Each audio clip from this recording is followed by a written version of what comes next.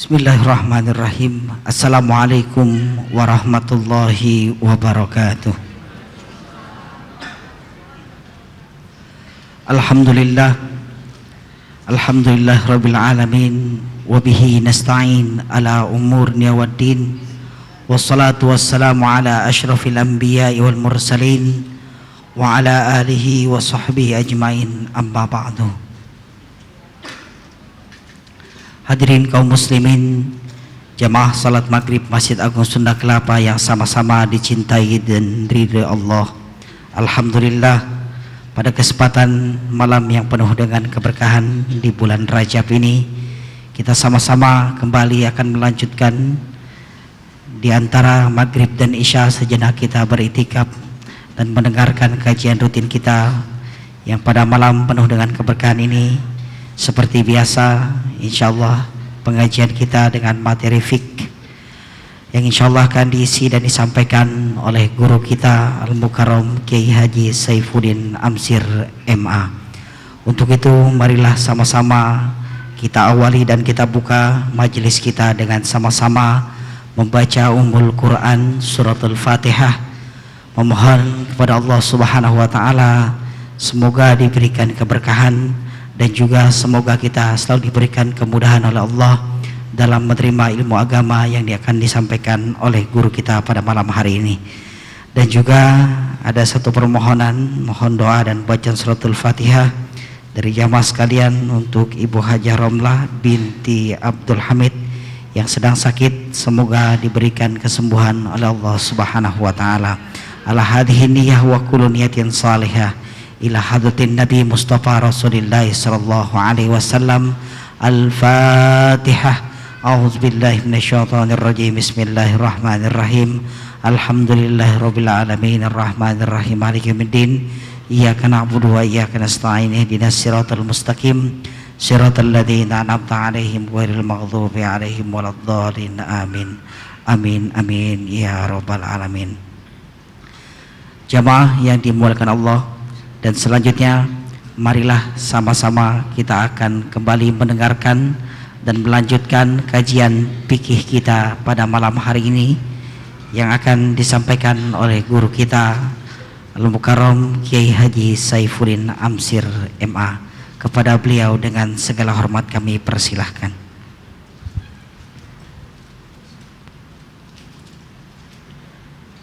Al-Fatihah ala niyatil qabul وتمام كل سول ومأمول وعلى صلاح الشان ظاهرا وباطنا وبنية أن الله الكريم يفتح علينا فتوح العارفين ويفقهنا في الدين ويرزقنا كمال الإخلاص واليقين.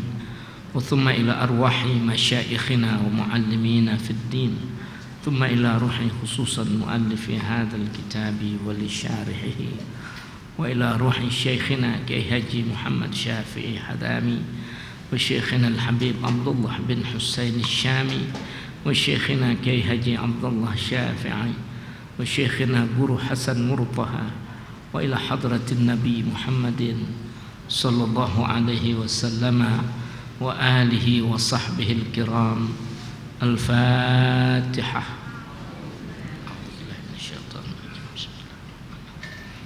Alhamdulillahi rabbil alamin arrahmanir rahim maliki yaumiddin. Iyyaka na'budu wa iyyaka nasta'in. Ihdinas siratal mustaqim. Siratal ladzina an'amta 'alaihim ghairil maghdubi 'alaihim waladdallin. Amin. Bismillahirrahmanirrahim. Alhamdulillahi rabbil alamin. وبه نستعين على أمور الدنيا والدين.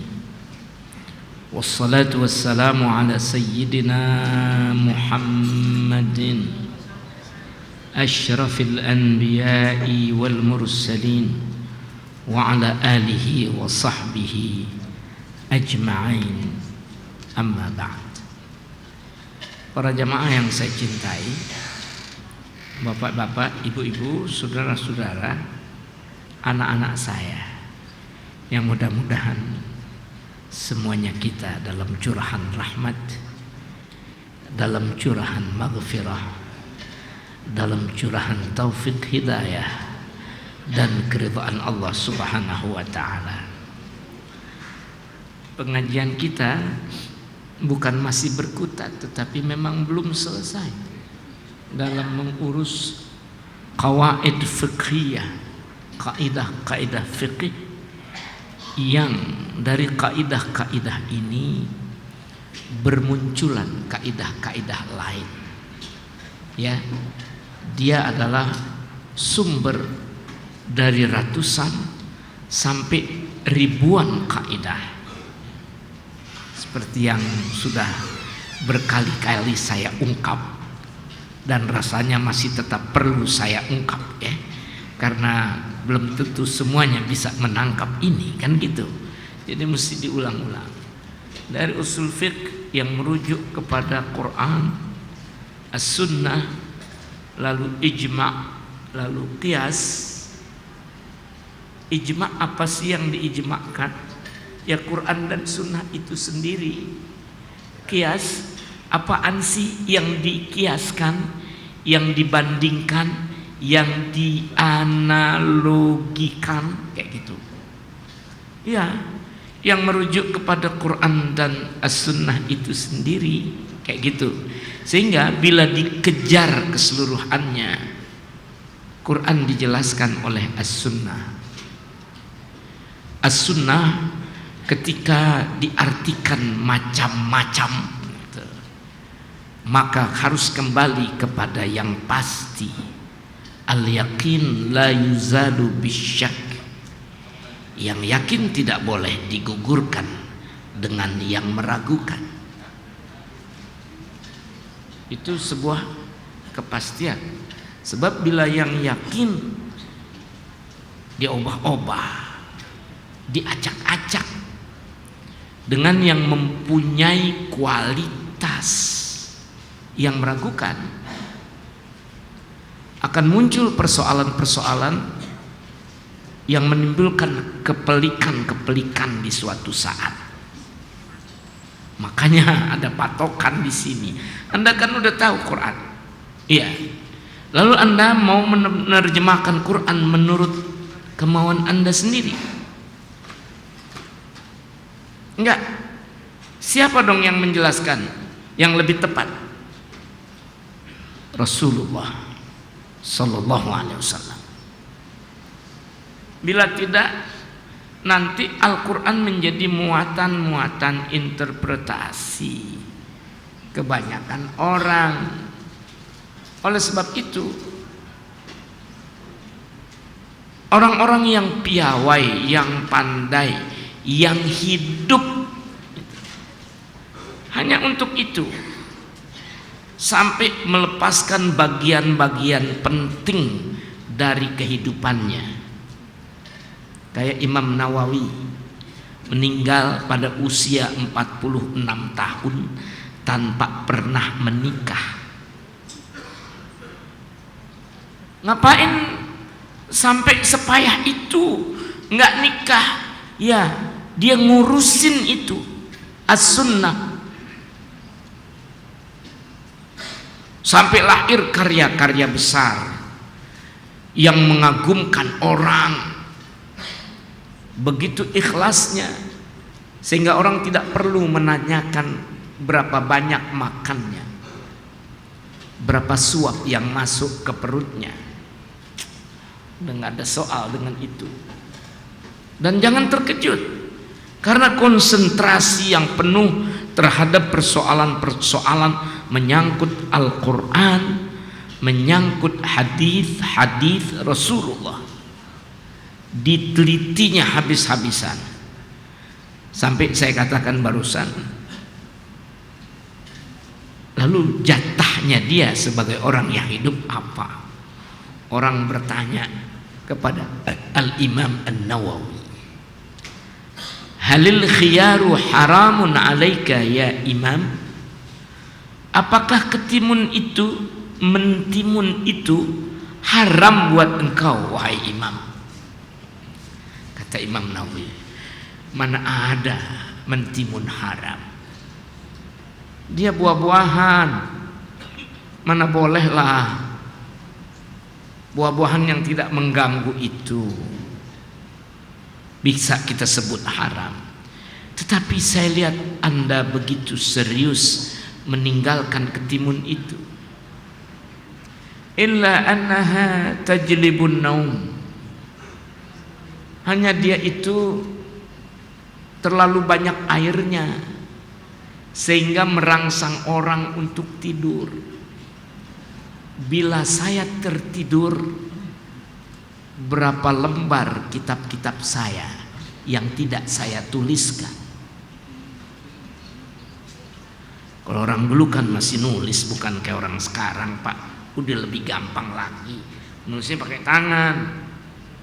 An-Nawawi begitu seriusnya hidup dalam penulisan, dalam ibadah, dalam mengajar, sampai ketika dibandingkan antara tulisannya dengan umurnya, dia wajib menulis dari sejak kecil sampai dia meninggal setiap hari 20 lembar.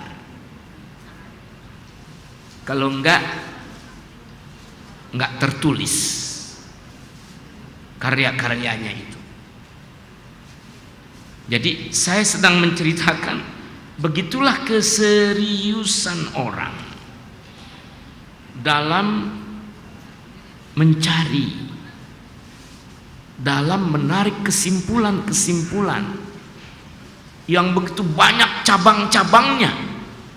Kalau kita emang gue pikirin dari kaya sampai miskin, orang kepinginnya dari miskin sampai kaya.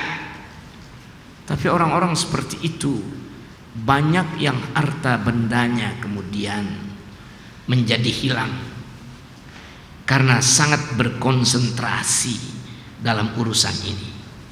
Jadi An-Nawawi menghabiskan paruh umur terbesarnya dalam kelezatan ibadahnya, dalam kelezatan penelitiannya, dalam kelezatan yang luar biasa menikmati ilmu-ilmu itu. Saya masih melanjutkan ini ya, supaya nanti saya nggak usah mengulang-ulang lagi. Oleh karenanya An-Nawawi waktu dia menulis kitab fiqh yang namanya Al-Majmu' Syarah Al-Muhadzab, dia hanya menyelesaikannya dalam 8 jilid. Kitab gede luar biasa, 8 jilid dia selesaikan, dan beliau keburu meninggal.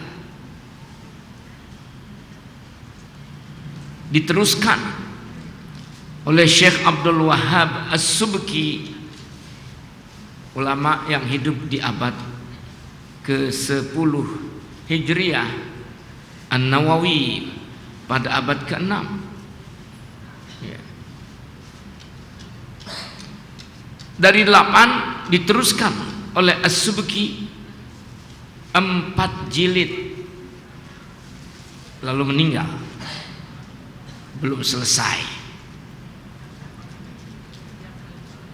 Kemudian oleh ulama yang pada saat saya masih belajar di tingkat aliyah, saya mendengar ulama itu masih hidup dan dikunjungi oleh orang-orang terpelajar termasuk dari Indonesia.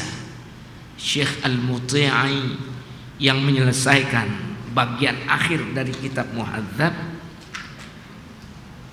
8 tambah 4 12 ya, ditambah sisanya mungkin 3 atau 2 jilid lagi, baru kitab itu selesai. Kitab ini dibaca cuma 2 lembar oleh Buya Hamka. Saya waktu itu mendengarkan Buya Hamka di Masjid Istiqlal. Betapa terkejutnya saya ketika baru menelaah kitab Al-Majmu'-nya Imam Nawawi Saya cuma baru 2 halaman sudah berdecak kagum dengan keluasan yang ditulis oleh Al-Imam An-Nawawi. Baru 2 halaman yang saya baca. Begitu kayak kata Buya Hamka, dia yang biasa ya bergelut dalam ilmu pengetahuan, sampai berkata, baru 2 halaman saya baca, saya sudah berdecak kagum dengan keluasan apa yang dia tulis. Karena nggak ada yang dia tulis terlepas dari tanggung jawabnya. Jadi kalau menuliskan hadis, dia akan menuliskan an si fulan, tetapi sayangnya di tengah-tengah hadis ini ada yang bernama si fulan wa huwa matruk, padahal si fulan itu ditinggalkan oleh para ulama untuk meriwayatkan hadis. Konsistensi yang hebat, nggak pro kepada temen gitu loh, nggak memusuhi musuh. Dalam konteks seperti ini dijelaskan apa adanya untuk nanti diambil kesimpulannya. Kalau yang begini boleh diambil atau mesti dibuang. Saya mendengar sendiri Buya Hamka terkagum-kagum cuma karena 2 halaman yang dia baca. Anda bayangkan itu bila sudah menjadi 8 jilid tebal, ditambah kitab-kitabnya yang lain, Syarah Muslim, kitab ini, kitab Riyadhus Shalihin, kitab. Pendek kata, orang-orang seangkatan beliau itu memang sangat berkonsentrasi untuk urusan ini. Yang kaya raya serius, yang nggak punya apa-apa juga serius. Al-Imam Abi Ishaq Asy-Syirazi yang mengarang kitab yang disyarahkan oleh 3 ulama yang disebut belakangan itu tadi, namanya Asy-Syirazi. Dia itu melarikan diri untuk mengajar dan menjadi rektor dari universitas di Nisabur gara-gara ingin dibayar. Saya panjangkan dulu ini karena pada akhirnya Anda kan akan bertanya ke sana, akan bertanya ke sini pada persoalan-persoalan yang parsial. Saya sedang memaparkan. Ada Asy-Syirazi mau dibayar malah kabur.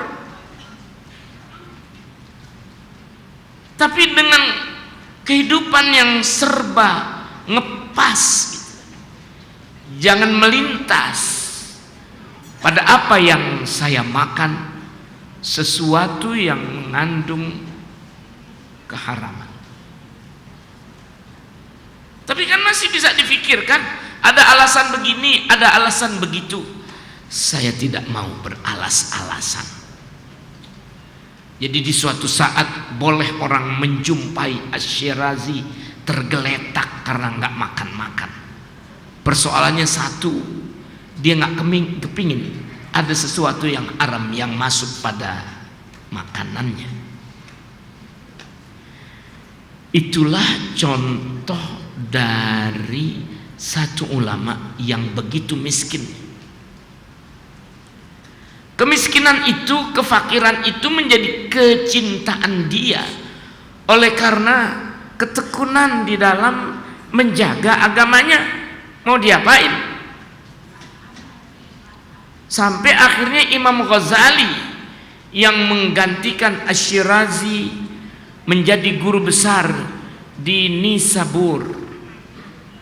Al-Ghazali adalah murid dari Imamul Haramain yang muridnya disebut sebagai Ashabul Amaim, orang-orang yang sorbannya sudah besar-besar.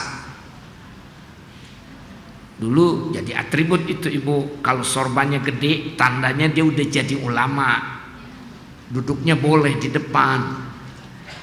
Kalau belum jadi ulama, jangan memaksa-maksakan diri untuk berguru kepada Imamul Haramain, sebab nanti ketelatan kayak gitu. Orang ini udah nggak ngelihat kitab lagi, di kitab apa? Enggak begitu. Dirinya itu adalah kitab. Jadi menyebut ayat disebut saja, bukan saya terpleset melulu. Bagus kitab sekarang, udah rapi-rapi dicatat orang. Mana hadisnya? Nggak pakai mana hadisnya. Hadisnya begini, disebut oleh Bukhari, disebut oleh Muslim, dan dikeluarkan pula oleh An-Nasai. Yang begitu tuh udah beres tuh.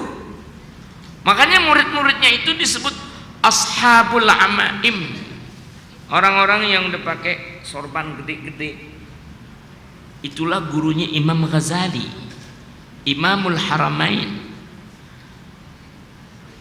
Al-Ghazali sendiri ketika ditanya kepada Imamul Haramain, siapa Al-Ghazali? Dia menyebut beberapa muridnya yang utama.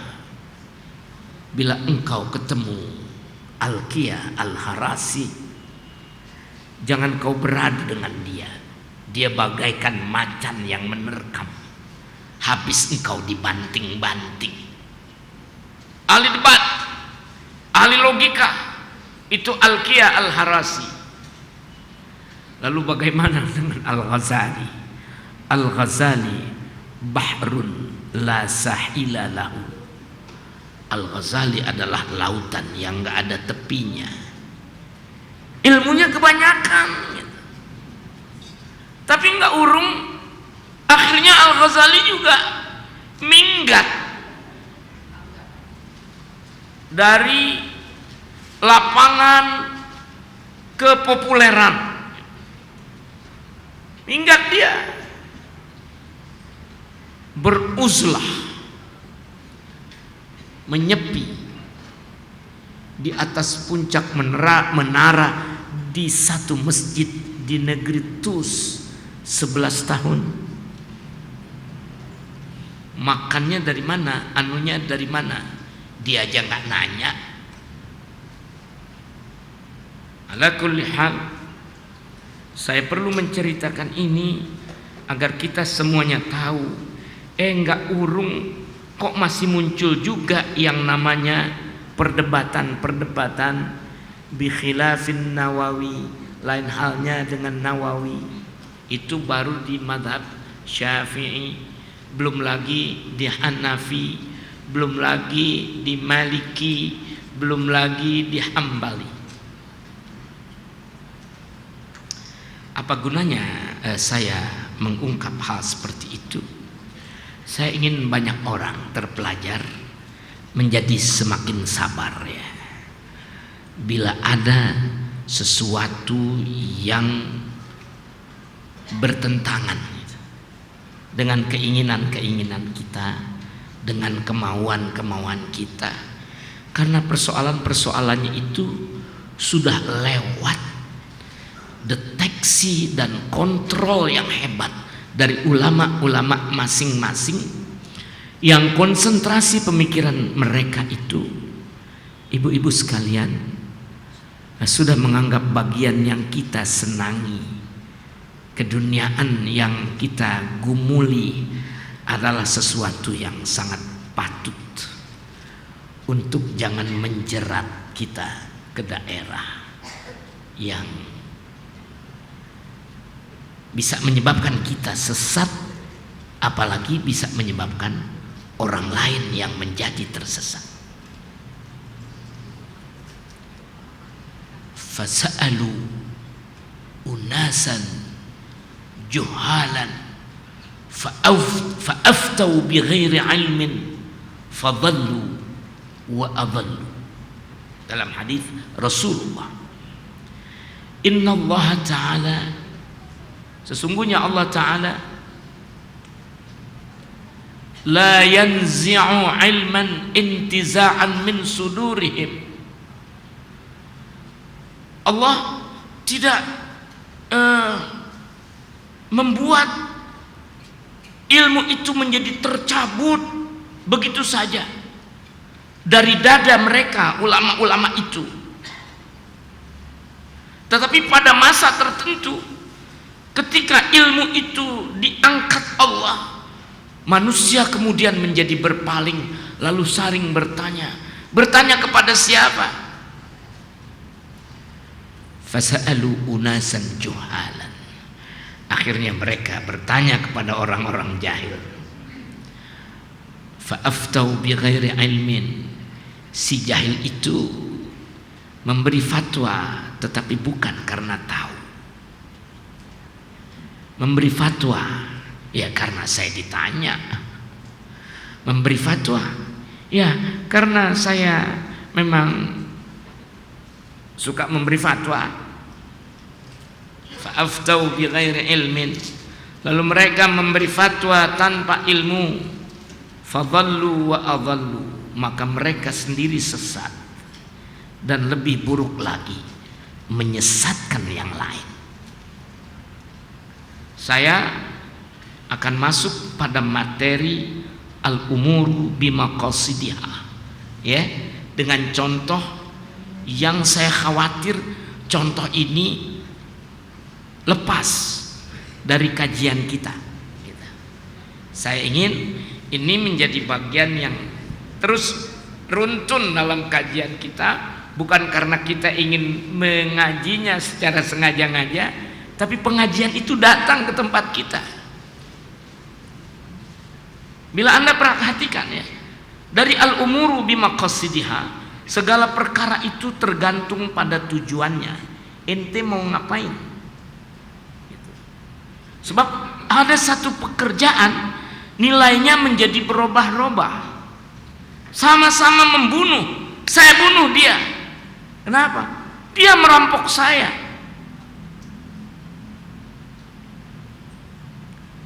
Saya bunuh dia. Kenapa? Saya memang sudah lama ingin menancapkan pisau ini ke tubuhnya. Yang satu bela diri, yang satu hobi, kepengen bunuh orang. Lihat perbuatannya, sama-sama membunuh, tetapi lihat niatannya. Yang satu membunuh karena mempertahankan diri, dapat pahala. Walaupun dalam hukum yang disebut positif, itu positif juga jadi persoalan secara hukum. Ente kenapa sih ngomong-ngomong positif pada hukum-hukum yang diberlakukan di negara ini? Apa maksud Anda menyebut positif itu? Kan juga ditanya maksudnya. Apakah Anda menyebut ini hukum positif agar memberikan kesan, agar memberikan bias bahwa hukum yang bukan begini menjadi negatif? Apa kesana larinya? Apa hanya sebuah sebutan saja bahwa yang telah ada di undang-undang ada ini, ada itunya, itulah positifnya? Kata positif pun digunakan dengan makna yang berbeda-beda. Semoga Anda menangkap ini. Bila belum menangkapnya, Anda bisa menangkapnya sesudah keluar dari sini, insyaallah ta'ala, ya. Jadi ini hukum positif. Iya mas, gitu kata seorang anak Betawi. Ini hukum positif loh, nggak boleh dilanggar. Sudah tentu yang namanya hukum jangan dilanggar. Tapi bolehkah saya tanya sedikit lagi, kata positif yang Anda maksudkan itu apa maunya? Ini masuk dalam salah satu materi kajian tentang al-umuru bimaqasidiha, bahwa segala perkara itu tergantung tujuannya. Bila Anda ingin mengatakan bahwa yang dimaksud positif ini adalah sekadar sebuah pernyataan, menurut kenyataannya inilah yang diangkat, inilah yang dijadikan hukum, begitu saja, it's no problem. Tapi jangan sekali-kali menggeser kata positif untuk duduk pada satu posisi. Inilah hukum positif. Karena itu hukum Anda adalah hukum negatif. Karena boleh jadi Anda sedang berhadapan dengan Allah yang menurunkan hukum itu. Rasanya bisa ditangkap ya? Gampang ya, udah ya? Saya sudah menjelaskan itu. Coba, kenapa saya jadi salah? Maksud Anda apa mengucap itu?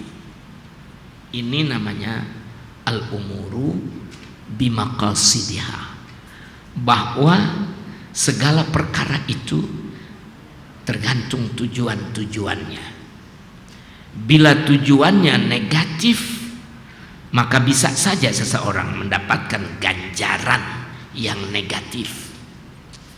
Bila tujuannya adalah positif, bagus, nyelamatin orang, di sisi Allah dia mendapatkan sesuatu yang baik. Dan di dalam kehidupan pun tidak kecil kebaikan-kebaikan yang ia dapatkan. Pak Saifuddin, Anda ingin mencontohkan nggak dengan yang lebih konkret lagi? Gini ya, ibu-ibu, saya berterima kasih nih.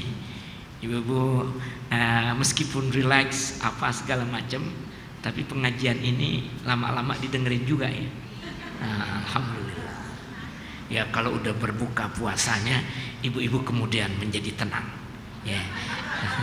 Tadi masih ada juga yang berbuka puasa. Bagus banget sih puasa di bulan Rajab ini, masya Allah. Tsumma masya Allah. Ya. Saya berterima kasih ya. Kemarin waktu datang duta Amerika, saya sebut kemarin, tanggalnya jangan disebut deh ya, kira-kira 3 minggu yang lalu, Tuan Scott Marshall ya, yang sudah beberapa kali pertanyaan-pertanyaan yang kita berikan pada saat dia begitu ramah, begitu enak didengar, begitu piawai dalam menjawab persoalan, sehingga kelihatannya kita keteter untuk mendesak dia kepada satu posisi di mana dia itu seperti pesakitan yang salah gara-gara munculnya pertanyaan. Kayak pertanyaan tentang kenapa tuh orang-orang Amerika kok, atau orang yang lainnya di Eropa sana, menyembulkan satu tontonan yang kagak-kagak tentang Nabi Muhammad, dibikin karikaturnya, dibuatin filmnya, semuanya Muhammad adalah sampah dari manusia yang gila seks. Dia jawab dengan tenang, sekarang kan dunia komunikasi Pak, semuanya sudah cepat mencuat ke atas. Jadi pekerjaan 2-3 orang juga bisa menyebabkan lahirnya tuduhan itu adalah pekerjaan satu negara. Harap Anda bijak dong sedikit. Kami aja nggak tahu dari mana datangnya. Jangankan kepada agama lain, mereka dengan mereka pun sering melahirkan hal seperti itu. Betapa repotnya kami orang Amerika berhadapan dengan orang-orang yang baru datang, misalnya dari Taiwan, dari Korea yang datang ke Amerika, dan masing-masing mempunyai kemampuan untuk membuat trik-trik semacam itu. Jadi pertanyaan Anda ini semestinya sebaiknya kita redam, sehingga tidak menimbulkan buruk sangka terhadap orang lain yang terlalu jauh. Kan enak juga kalau dia nyautinnya begitu. Lady Gaga, dia jawab, ini persoalan kemauan orang. Betapapun kalau orang sudah membayar Pak, itu sebuah niatan yang bijak dong. Di Amerika tidak ada keinginan untuk meredam keinginan-keinginan orang dalam kebebasannya. Kami mengaku orang Amerika di bawah kesopanan yang dimiliki orang-orang di Indonesia. Tapi kan ini masalah keinginan. Saya jawab bukan keinginan. Ada pedagang bisa ngurusin musik, keinginan mereka itu cuma beberapa gelintir orang lalu menimbulkan persoalan yang tajam.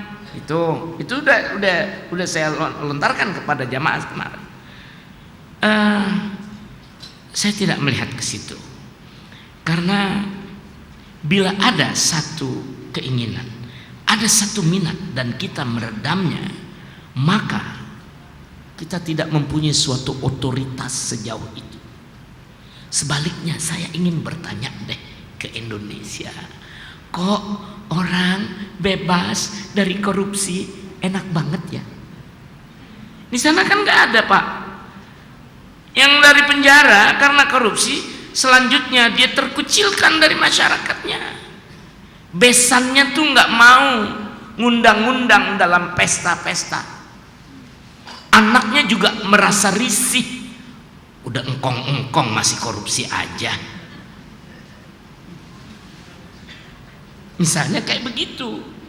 Dan dia akan dikucilkan oleh masyarakat, oleh perasaan masyarakat. Ini yang kita tidak kuat lawan.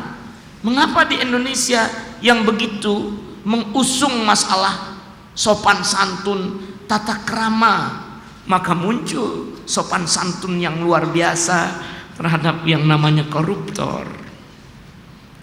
Saya nggak ingat ya untuk mengungkap ini dengan kalimat yang lebih kasar lagi. Bu, kita udah kelewatan kekasaran nantinya. Nggak usah dikasar-kasarin juga, udah kelihatan. Tapi mengapa dimanja?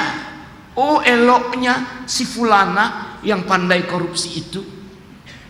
Aduhai, tampannya si fulan yang koruptor itu. 20 loh perempuan yang berhasil dia panggil dengan ketikan jarinya, lalu mengulur rupiah. Itu yang menjadi sosok kajian yang salah dong. Jangan itunya, jangan lenggang-lenggok perempuan manisnya dong. Ini ada kasus namanya korupsi. Berbuatlah sesuai dengan pangkat yang disebut korupsi itu. Jangan bilang, oh yang kena artis-artis, mana cakep-cakep, mana ini, mana itu. Buyar semuanya. Al-umuru bimaqasidiha. Sekarang bertumpu pada persoalan terakhir yang beliau munculkan di masjid ini gitu. Makanya saya bilang ini pengajiannya nggak direkayasa, Bu. Bapak pengajian yang muncul begitu saja. Kalau di antara kita ibu-ibu ada yang bertanya tempo hari, misalnya dengan Ahmadiyah, terasa seperti ada yang ingin mendiskreditkan yang namanya Ahmadiyah itu. Kok mengapa misalnya dikecam dan sebagainya.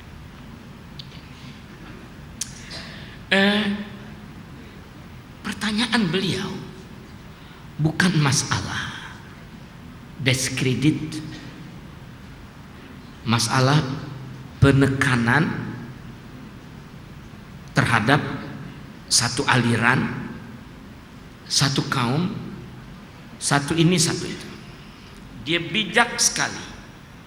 Dia bertanya, misalnya tentang fenomena yang tetap mencuat ke atas, seperti persoalan Ahmadiyah misalnya. Ada perasaan kesenjangan pada diri Tuan Scott Marshall pada saat berbicara tentang Ahmadiyah itu. Tapi supaya jangan kehilangan judulnya tetap saya posisikan lagi ya pada posisi semula. Kita lagi belajar tentang al-umuru bimaqasidiha. Saya waktu itu berkomentar kepada Pak Scott Marshall.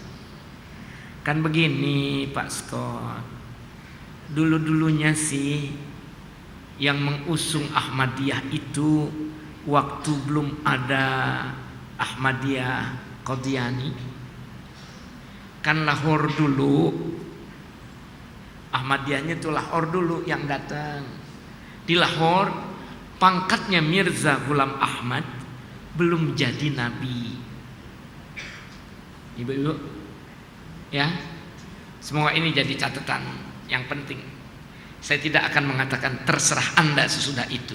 Saya tidak mau menyerahkan bagian ini kepada keinginan masing-masing. Sebab ini adalah tugas yang mesti saya paparkan dalam satu pengajian. Artinya yang disebut membawa orang kepada kekufuran itu bukan pekerjaan kita. Waktu Mirza masih memimpin di daerah Lahore, orang-orang pengikut Mirza yang masih tinggal di Lahore itu orang-orang yang sangat piawai, sangat ahli, sangat Quranik, dan sangat melihat betapa ahlinya orang-orang itu menyebar Kristiani dengan misi-misinya, dengan uang-uangnya. Seperti yang terjadi di Pakistan, merambah jauh ke daerah kita, ke Nusantara. Adzan. Oke, kita adzan dulu ya. Nah, ini jadi serial yang bersambung jadinya nih. Nggak apa-apa, pokoknya ngaji ya. Ibadah kita insyaallah. Fadhal. Adzan. Allahu Akbar, Allahu Akbar, Allahu Akbar,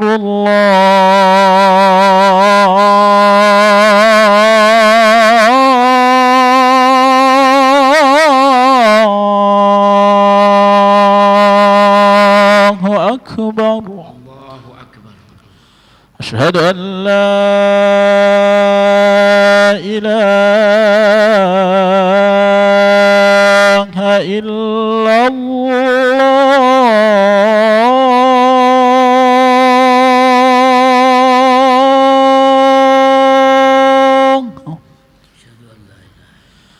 أشهد أن لا إله إلا الله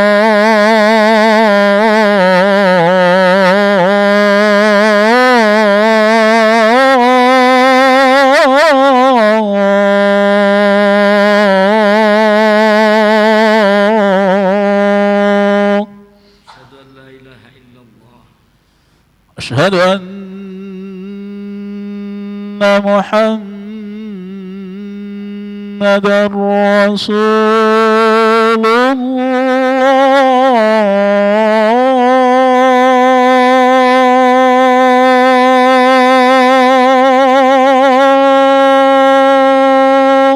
Asyhadu anna Muhammadar Rasulullah. أشهد أن محمدا رسول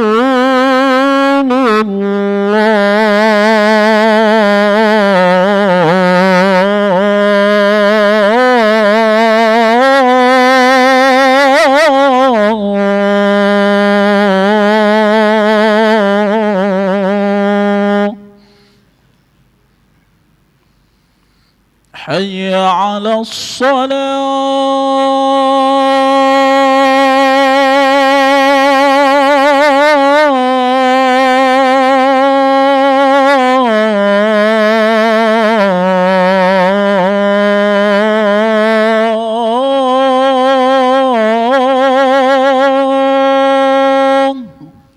La haula wala quwwata illa billah.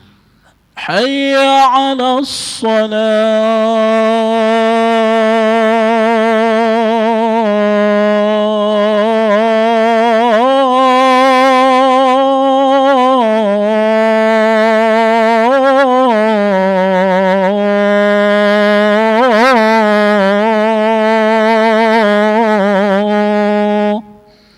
La haula wala quwwata illa billah. حي على الفلاح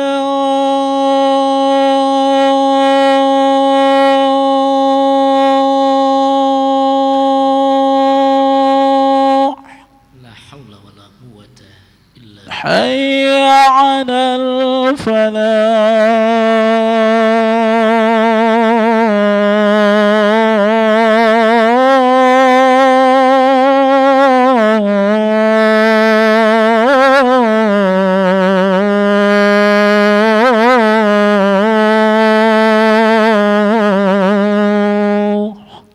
La haula wala quwwata illa billah. الله أكبر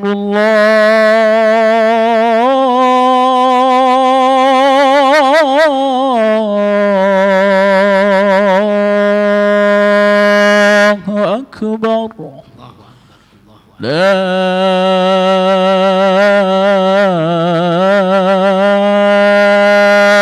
إله إلا الله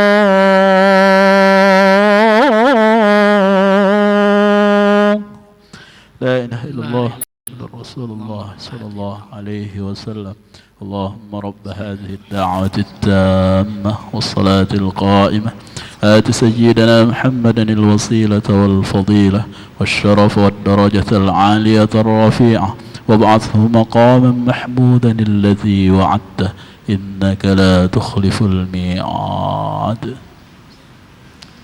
Iya. Juga yang ini barangkali pernah terulang dalam keterangan saya, tapi saya ingin benar-benar judul ini tentang al-umuru bimaqasidiha ini tidak terlepas ya, untuk kita pertanyakan pada akhirnya gitu. Sesudah itu baru datang Qadiani sesudah Lahore. Pada Qadiani di negerinya sana sendiri terjadi satu konflik gede-gedean, yang kekuatan konflik itu nggak boleh terjadi, nggak bisa terjadi bila tidak ada intervensi dari yang lain. Sayang ini ada di buntut pengajian Bu ya. Saya ingin mengatakan kepada Anda, sangat sulit orang-orang Islam di Pakistan pada waktu itu, di India ya, belum ada Pakistan, untuk mendapatkan pekerjaan kalau belum masuk Qadiani. Sangat sulit pada waktu itu orang Islam untuk bergerak lugas dalam ibadahnya kalau tidak bergabung dengan mereka. Sangat sulit orang Islam di Indonesia untuk masuk ke dalam satu masjid kalau nggak mau dikosek, dibersihin masjidnya, karena gara-gara nggak mau jadi satu dengan saya. Tarik benang merah semuanya itu kan ada kan. Anda masuk ke masjid, selesai sholat diguyur dengan air, disapu bersih,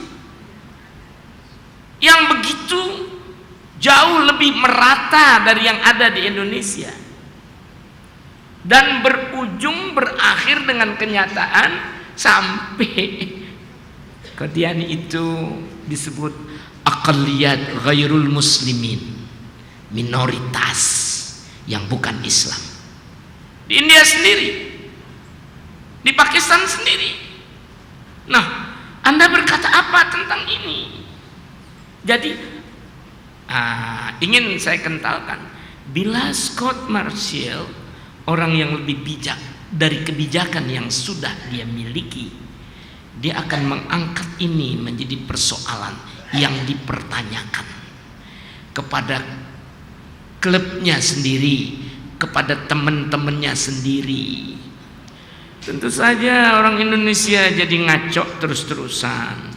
You pikir dong, sebenarnya mengapa sih ada satu kekuatan keagamaan yang otoritasnya itu melampaui daerah kemanusiaan sebenarnya? Orang kerja jadi sulit, orang ini jadi sulit. Seandainya dia mau memakai kaidah al-umuru bimaqasidiha, sepatutnya dia akan bertanya tentang hal itu saat dia kembali ke negerinya. Bisa nggak dipahamin? Dia kan heran, kok begini ya Ahmadiyah? Saya memberikan satu ulasan. Nggak usah heran, Anda bukan orang yang tidak tahu. Pertama kali masuk Lahore, tapi kedua yang masuk Qadian. Apa isinya? Membatalkan Quran. Saya akan membawa masalah ini dalam pengajian kita. Apa isinya? Memalsukan omongan Muhammad bahwa dia adalah nabi terakhir. Omongannya dia itu bohong. Bila dia bohong, maka Quran adalah bohong, karena dibawakan oleh nabi yang bohong. Dan itu tidak bisa hanya dengan ucapan-ucapan konseptual, pakai konsep-konsepan. Mesti dilakukan secara real dengan kenyataan.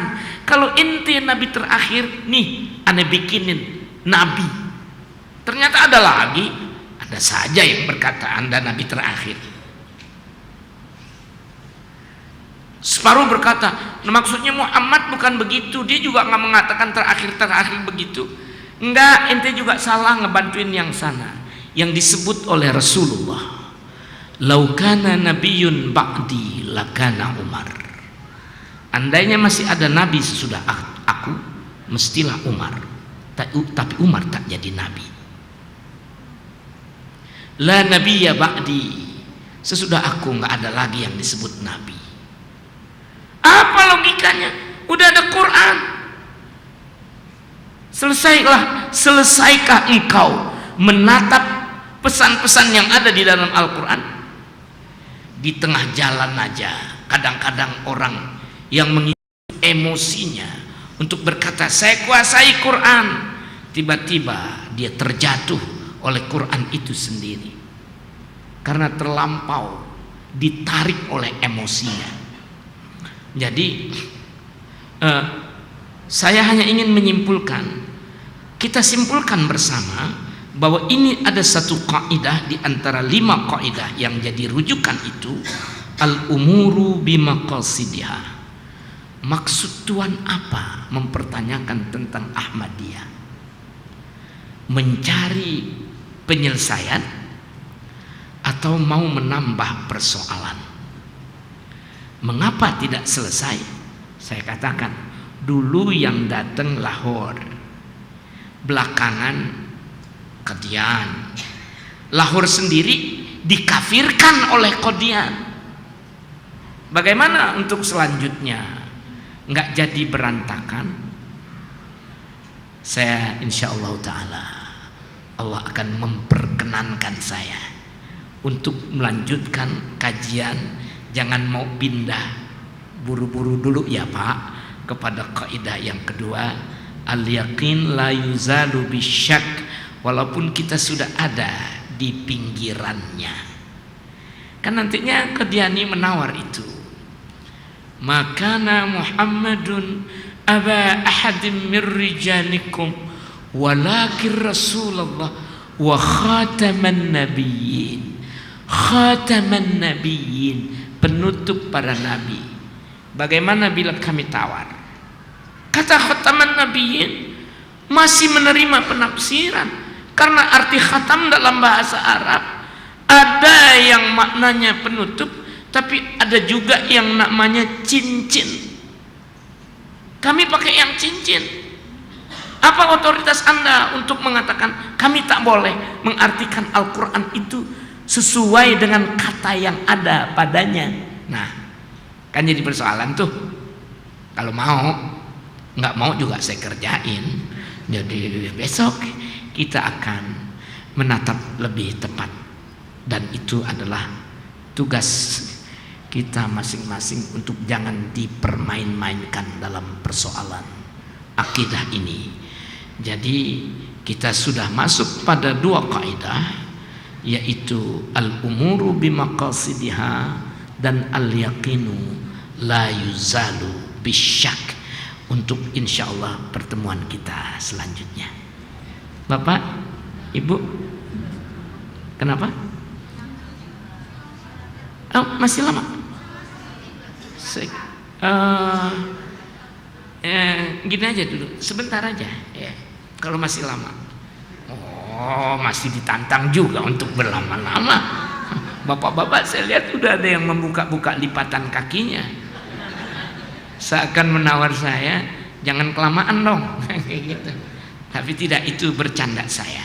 Saya lihat bapak-bapak pun masih kelihatan serius. Waktu Musailimah Al-Kadzdzab berkata, bila Muhammad Nabi, maka aku pun Nabi. Kenapa? Bila dia mampu mengucap ayat, aku pun bisa mengucapkan ayat. Orang bertanya, apa yang Anda bisa bacakan dari ayat-ayat itu? Dia dapat wahyu, aku pun mendapatkan apa yang ia dapatkan. Dia baca ayatnya. Ini si Nabi palsu, periode pertama, namanya Musailimah Al-Kadzdzab. Nama aslinya Maslamah, tetapi pada bentukan untuk mengecilkan arti kehidupan Maslamah dirubah Musailimah Al-Kadzdzab, pendusta besar. Dia terus nih mengaku nabi sampai mati. Waktu muridnya bertanya, ayat apa yang Anda baca? Apa yang datang kepada Muhammad? Inna a'tainakal kautsar fasalli li rabbika wanhar inna syani'aka huwal abtar. Itu ayat sedikit ucapannya, tapi begitu dalam pengertiannya. Kata yang membaca ayat itu kepada nabinya sendiri. Saya juga punya ayat, inna a'tainakal kawathir fasalli li rabbika wabadir inna mubghidhaka rajulun fajir. Kalau yang nggak ngerti bu, waduh hebat banget nih ya. Susah juga nih ngebedain permusuhan antara dua ayat yang bertabrakan. Sebab inna syani'aka huwal abtar itu kepada Rasulullah. Yang memusuhi engkau, membenci engkau, dia yang putus. Selanjutnya benar-benar nggak berketurunan orang itu, orangnya mati. Lah kalau itu turunnya kepada Musailimah Al-Kadzdzab, inna mubghidhaka rajulun fajir, sesungguhnya yang membenci engkau adalah lelaki pendurhaka. Yang benci dia itu banyak banget, nggak ada yang mati, sampai dia duluan mati. Di mana letak kebenaran ayat itu? Apalagi dari susunan-susunannya.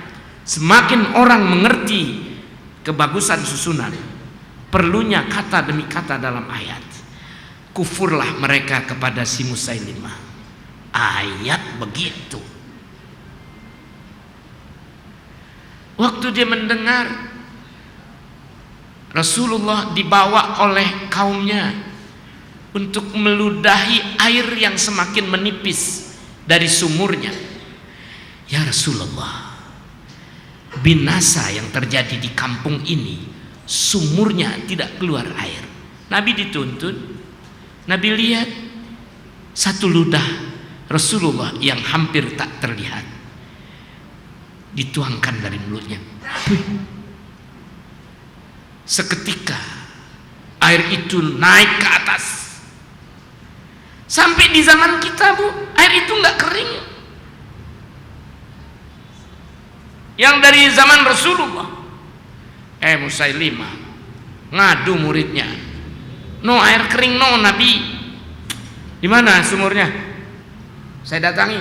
Dia baca jampi-jampinya, jampi ini, jampi itu ya. Waktu didatengin sumur itu, dia pun membacakan mantranya, meludahi sumur itu, kering, nggak muncul-muncul airnya. Istidraj, Ini nabi yang masih sezaman dengan Rasulullah. Sampai dia minta akhirnya pada saat ingin bertemu, udah Muhammad damai aja sama kita. Laka nisful ardi walana nisfuha. Ya, kau boleh dapat separuh bumi, biarkan kami mendapatkan separuhnya lagi. Nabi bertanya, kenapa dia ngomong begitu? Li anta nabi wa ana nabi. Karena anda nabi, saya juga nabi. Sama-sama nabi, jangan main timpuk-timpukan. Kira-kira begitu ya. Emang nejen yang di tempat melontar. Sampai ada yang pulangin tuh setannya itu, sesama setan jangan saling melontar. Tiruan itu dari kalimat si nabi palsu yang dia bilang, ente nabi, anda juga nabi, kenapa tidak saling membagi? Bila saat itu ditunjuk Umar penggal lehernya, selesai itu dengan Sayyidina Umar. Atau yang sangat perkasa Sayyidina Ali yang tumbuh dalam usianya yang masih muda, selesai itu. Musailimah Al-Kadzdzab, diamkan. Nabi nggak ambil keputusan, dimatiin aja, sebab membahayakan, kata sahabat, merongrong, merusak akidah. Nabi jangan. Apa yang terjadi belakang hari, orang ngelihat sendiri, dia bacain ayat, muridnya tekep kuping, kufur terhadap dia. Dia mau banjirin itu sumur, kering.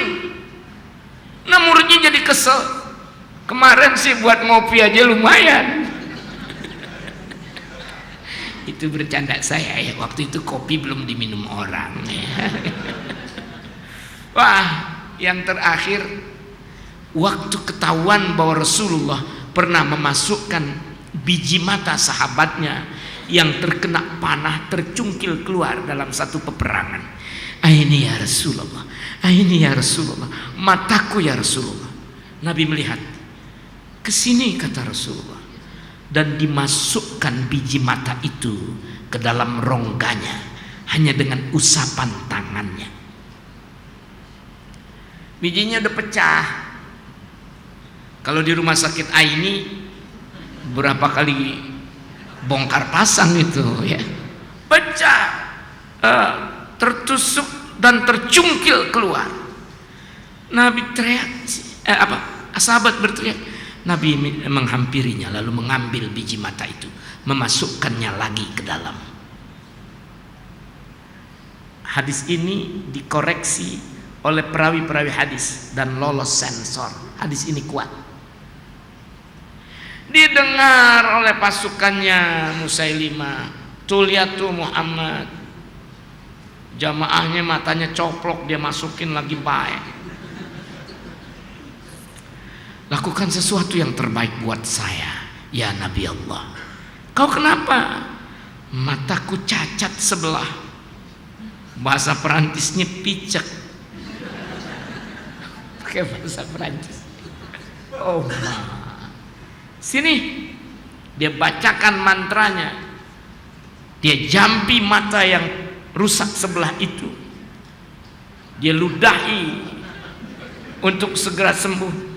Benar, sekali ludah tertuang, sembuhlah mata yang buta itu. Yang benar jadi buta.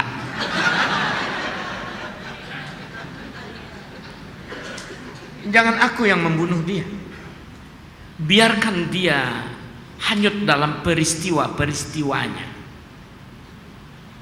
Akhirnya dia dibunuh oleh pasukan Sayyidina Abu Bakar karena muridnya udah nggak mau lagi bertahan dengan dia. Terakhir dia mau membakar sahabat Rasulullah, Abu Muslim Al-Khawlani. Waktu kena ditawan oleh pasukan Musailimah Al-Kadzdzab, Abu Muslim, dia nggak kenal Nabi. Dia di Irak, Nabi di Madinah, jauh, tapi bersungguh hati ingin bertemu Rasulullah. Sampai di Madinah, Rasulullah sudah wafat. Jadilah dia sahabi muhadram yang hadir saat Nabi meninggal, tapi dia berjuang habis-habisan untuk Rasulullah. Ketahuan sama Musailimah sama pasukannya, orang udah mati lu masih bela-belain aja. Kenal nggak lu sama Muhammad? Ma taqulu fi Muhammad fa inna Muhammadan abduhu wa rasuluh. Apa pendapat engkau tentang Muhammad? Muhammad itu hamba Allah dan utusan Allah. Wa madza taqulu fiyya? Lantas apa pandangan engkau terhadap saya? La adri man anta. Kalau ente ane nggak tahu, ane nggak kenal ente. Bakar, hariku, bakar nih orang kurang ajar. Ane dia nggak kenal Muhammad yang dia tidak kenal, dia sanjung sehabis-habis sanjungan. Oh man, dibakarlah Abu Muslim Al-Khawlani. Ya Allah, begitu dibakar, diikat, dipasang api unggun dengan kayu-kayu yang begitu banyaknya. Kayunya habis, talinya lepas, tapi Abu Muslim keluar dari api sambil tersenyum. Pengikut Musailimah terkejut. Itu cuma yang ngikutin. Bagaimana nabinya? Kata dia, itu pengikutnya, bagaimana nabinya? Banyak yang kufur pada saat itu. Pulanglah Abu Muslim. Ketika sampai di Madinah, Sayyiduna Abu Bakar As-Siddiq pun telah wafat. Kan mereka mengembara ya, perang, pulang wafat, ketemu Sayyidina Umar. Umar sudah mendengar ada Ibrahim di tengah-tengah umat Muhammad. Begitu ketemu dengan Abu Muslim, dipeluk oleh Sayyidina Umar. Segala puji bagi Allah yang mempertemukan daku dengan Ibrahim di tengah-tengah umat Rasulullah. Nah, Ibu, ya, jadi kita yang main-main dulu nih, kita lihat nih yang ngaku nabi gitu loh, sampai nggak dibunuh oleh Rasulullah, biar aja dia lihat peristiwanya sendiri. Bagaimana dengan yang ini? Ya, akan banyak pasal yang kita temukan insyaallah taala. Atas perhatian semuanya saya ucapkan terima kasih banyak ya. Ibu-ibu, bapak-bapak, jangan buru-buru bosan ya. Nah, kita baca doa. Allahumma hdina bihudak waj'alna mimman yusari'u fi ridhak wa la tuwallina waliyan siwak wa la taj'alna mimman khalafa amraka wa 'asak wa hasbunallah wa ni'mal wakil wa la hawla wa la quwwata illa billahil 'aliyyil 'azim wa sallallahu ala sayyidina Muhammadin nabiyil ummi wa ala alihi wa sahbihi wa sallam walhamdulillahi rabbil alamin. Assalamualaikum warahmatullahi wabarakatuh. Alhamdulillah jamaah, demikianlah kajian kita pada malam hari ini. Semoga apa yang sudah kita dengar bermanfaat untuk kita semua, dan semoga kita dapat mengaplikasikannya di kehidupan kita sehari-hari. Dengan demikian, sebagai penutup, marilah sama-sama kita akhiri dan kita tutup majelis kita dengan sama-sama membaca Alhamdulillahirabbil alamin. Wassalamualaikum warahmatullahi wabarakatuh.